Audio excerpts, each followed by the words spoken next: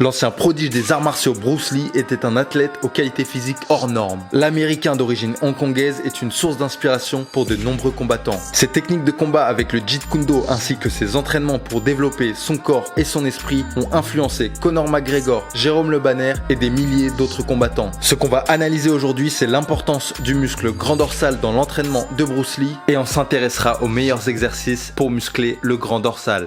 Bruce Lee accordait beaucoup d'importance au renforcement du grand dorsal et on va voir que c'est tout à fait légitime de vouloir entraîner ce muscle-là. Ce qu'on voit à l'image, c'est la scène mythique que tout le monde connaît où Bruce Lee est sur un balcon et il déploie ses muscles grands dorsaux. En voyant ça, on a tous eu l'impression qu'il allait s'envoler. Pour Bruce Lee, avoir un grand dorsal bien développé, c'était la garantie d'avoir un coup de poing puissant. Beaucoup d'études scientifiques montrent l'influence d'un dos bien musclé sur la force de frappe. Le muscle dentelé antérieur joue aussi un rôle très important et quand on travaille le grand dorsal, le dentelé antérieur est souvent sollicité. On peut s'intéresser au dos des boxeurs pour voir que Bruce Lee n'est pas le seul à faire ce lien entre un grand dorsal bien musclé et des coups de poing puissants. Mike Tyson et Deontay Wilder sont connus pour leur pourcentage de KO significatif et on le voit à l'image, ils ont un dos bien large et développé. Bruce Lee faisait moins de 65 kg et il pouvait frapper plus fort que des mecs de plus de 100 kg. Les combattants qui entraînent leur dos ne sont pas seulement motivés par le côté esthétique. Avoir un dos en V, c'est très impressionnant, mais c'est surtout très important d'un point de vue performance et d'autant plus dans les sports de combat. L'exercice le plus simple et facile d'accès pour travailler le grand dorsal, c'est les pompes.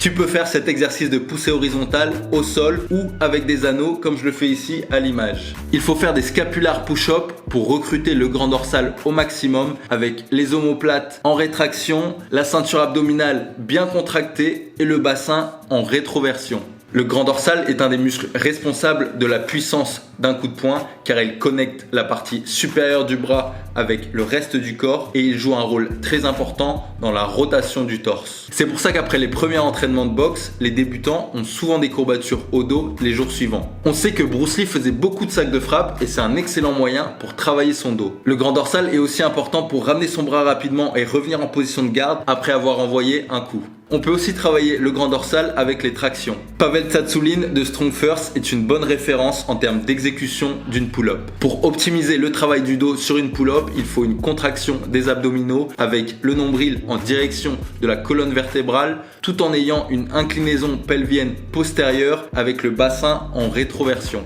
L'amplitude complète permet de bien étirer le grand dorsal pour avoir un exercice à forte tension d'étirement. Tu peux bien sûr faire des tractions lestées avec une surcharge progressive quand tu commences à être bien à l'aise sur l'exécution du mouvement et que tu veux orienter ton travail davantage sur la force et moins sur l'endurance. En salle de sport, le tirage vertical est un des exercices les plus efficaces pour travailler son grand dorsal grâce à l'adduction et l'extension des épaules. Ce qui est important, c'est de bien rentrer les omoplates et de ramener les coudes vers soi en touchant la barre avec le sternum. Il faut bien remonter en haut pour sentir son grand dorsal s'étirer. L'erreur, c'est de vouloir mettre trop lourd et du coup d'utiliser son bas du dos et un certain momentum qui sera défavorable au travail du grand dorsal. Tu peux utiliser différents grips pour travailler ton dos sous différents angles, mais selon les études, le grip le plus efficace pour travailler son grand dorsal, c'est le grip avec une distance d'environ 1,5 fois la largeur de tes épaules entre tes deux mains. Pour Bruce Lee, c'était très important de travailler ses muscles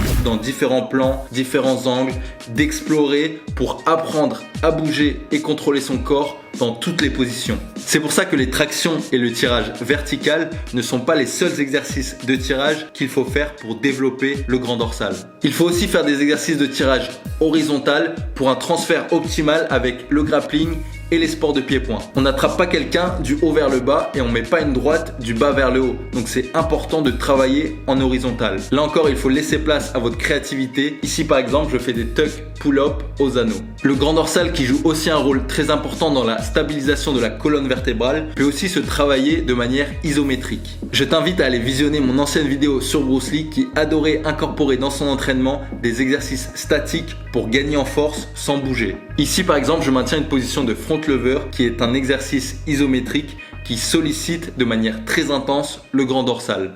Il y a plein d'autres exercices super efficaces pour le grand dorsal, donc n'oublie pas de mettre un petit like et de t'abonner à la chaîne pour voir la deuxième partie de cette vidéo. J'espère que cette vidéo va te permettre de comprendre l'importance du grand dorsal dans la programmation d'entraînement. On se retrouve très bientôt pour une nouvelle vidéo sur l'entraînement de Bruce Lee. D'ici là, prends soin de toi. Ciao!